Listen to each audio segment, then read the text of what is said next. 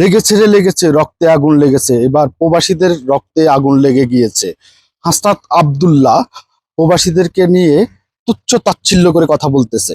হাসনাত আব্দুল্লাহ কাউকে উদ্দেশ্য করে বলতেছে, কোনো প্রবাসী বা কাউকে উদ্দেশ্য করে বলতেছে যে প্রবাসীদেরকে দেশে কোনো রাজনৈতিক বা কোনো ক্ষমতা দেওয়া হবে না। কেন? প্রবাসীরা প্রতি বছরে মিলিয়ন মিলিয়ন ডলার পাঠাবে দেশে, তারা রেমিটেন্স পাঠাবে, অথচ তাদেরকে আপনি ক্ষমতায় যেতে দিবেন না, তাদেরকে দেশ পরিচালনা করতে দেবেন না। এটা দ্বিচারিতা। আজকে সকল প্রবাসী প্রতিবাদ গড়ে তুলুন আর হাসনাত আব্দুল্লাহর বক্তব্যটা শুনুন। কি বলে হাসনাত আব্দুল্লাহ? কোন প্রবাসী এসে এই দেশ শাসন করতে পারবে না। এই প্রবাসীদেরকে তাদেরকে কোনো জায়গা দেওয়া হবে না।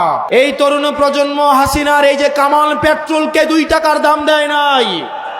সাজ্জিদ আলমকে আমি ধন্যবাদ জানাই। সাজ্জিদ আলম এবার সঠিক একটা কথা বলেছে এবং কি সে বুঝতে পেরেছে যে বক্তব্যটা দিয়েছে, যে কঠিন একটা কথা বলেছে, সে বাস্তব যে কথাটা বলেছে সেটা তার দলের সবাইকে উদ্দেশ্য করে বলেছে।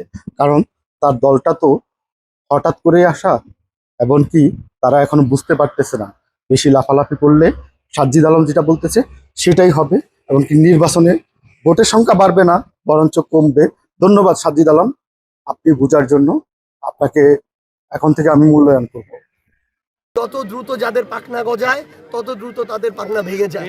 এই জন্য আপনাদেরকে আমরা আহ্বান করব, সবাই মিলে সুন্দর করে মানুষের কাছে যাই, মানুষের কাছে ভোট চাই। মানুষ সিদ্ধান্ত নেবে কাকে ভোট দিবে। কিন্তু আপনারা যদি এগুলো করেন, ভোট বাড়বে না, ভোট বরং কমবে। মানুষ এখন ওই দিনে নাই যে আপনি ধমকাবেন আর মানুষ আপনার জুলুম সহ্য করে মুখ বুজে থাকবে।